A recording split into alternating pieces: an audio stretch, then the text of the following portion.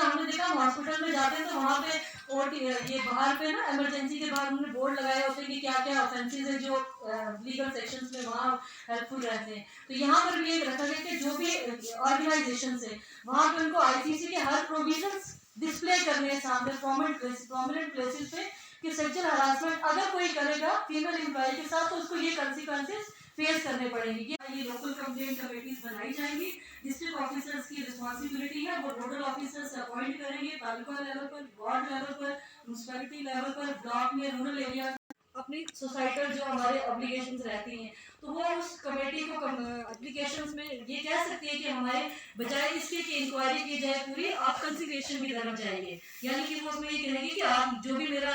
Employ है उसको आप बुलाइए सामने, हमारे आपस में बैठकर हमारी जो भी मिसअंडरस्टैंडिंग है उनको क्लियर कर दीजिए। अब इसमें एक इम्पॉर्टेंट चीज रहती है, यहाँ पर अगर तो पता मिसअंडरस्टैंडिंग थी मैं उसके लिए सॉरी हूँ, ये हो जाएगा। इसमें एक इम्पॉर्टेंट चीज रहती है कि ऐसा नहीं होगा कि फीमेल बोले कि भाई अब आप मॉनिटरी कंपनसेशन रख दीजिए, मैं इतना 1 लाख रुपया लूंगी तो मैं कंप्लेंट आगे नहीं चलाऊंगी, ये नहीं है। इसमें कंसिडरेशन का मतलब है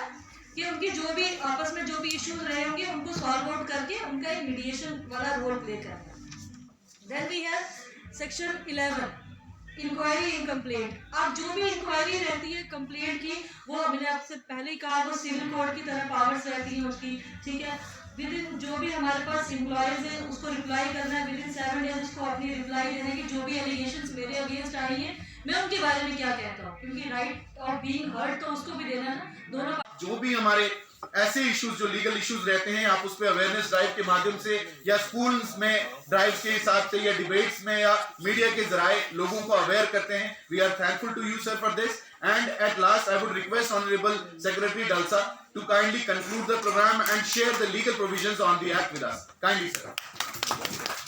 ये इंटरनल कंप्लेंट कमेटी और लोकल कंप्लेंट कमेटी इनकी जो पावर्स रहती है वो सिविल कोर्ट की तरह रहती है। मतलब इनके पास जब भी कोई कंप्लेंट आएगी तो इस कमेटी के पास पावर है, ये उस एम्प्लॉयर को समन भेजेगी, वो रिटर्न में कंप्लेंट जो भी आई होगी दूसरे बंदे को उसका रिप्लाई देना है। एक सिविल कोर्ट की तरह की पावर्स इस कमेटी के पास रहती है। देन हमारे पास मोस्ट इंपॉर्टेंट सेक्शन 9 हमारे ऑनरेबल हाई कोर्ट ने डिज़ाइन किए हैं with collaboration of social welfare department. और ये प्रोग्राम जो है हमारे पूरी यूटीएफ जेएंड के specifically in Jammu province her district में हो रहे हैं। हमने राजौरी में भी प्रोग्राम किया क्योंकि मैं दोनों डिस्ट्रिक्ट का चार्ज होल्ड कर रहा हूँ। राजौरी में पिछले हफ्ते में हमने ये प्रोग्राम किया है, तो इस वीक में हमने 31 को आज यहाँ पे ये डिस्ट्रिक्ट पंच हेडक्वार्टर पर इरफान साहब ने ये प्रोग्राम रखा। ये प्रोग्राम स्पेसिफिकली था सेक्सुअल हरासमेंट ऑफ वुमेन जब वर्कप्लेस विज़ जेंडर सेंसिटाइजेशन है,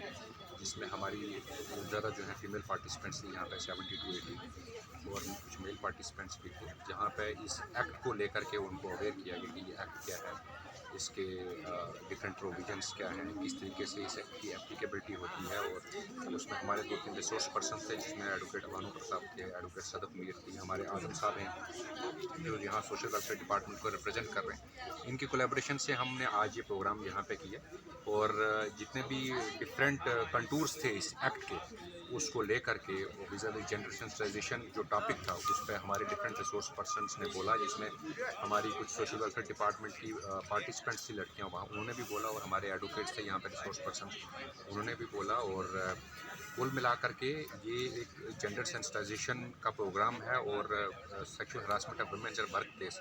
अगर इस तरह का कोई इंसिडेंट होना है उसको किस तरीके से रिपोर्ट करना है, किस तरीके से हमारी जो इंटरनल कंप्लेंट कमेटीज़ हैं वो किस तरीके से बनाई जाएंगी, उन्होंने किस तरीके से इन कंप्लेंट्स का डिस्पोजल करना है, अगर कोई अपील होगी तो वो किस तरीके से डिसाइड की जाएगी, अपीलेट अथॉरिटी कौन है, इंटरनल कंप्लेंट कमेटी में कौन से मेंबर्स होंगे जो इस तरह की कंप्लेंट्स को देखेंगे। अगर किसी भी विमेन जो वर्क प्लेस पे है अगर उसके साथ किसी तरह का भी अगर कोई हरासमेंट होती है, वो सिर्फ ये नहीं है कि कोई सेक्सुअल हरासमेंट है, सेक्सुअल हरासमेंट्स में बहुत सारी चीज़ें आती हैं जहाँ पे ज़रूरी नहीं कि फ़िज़िकल हरासमेंट हो, इमोशनली हरासमेंट भी किया जा सकता है और भी बड़े तरीके हैं हरासमेंट करने के। तो ये सब चीज़ों पे हमने उन लोगों को अवेयर किया है, यहाँ पे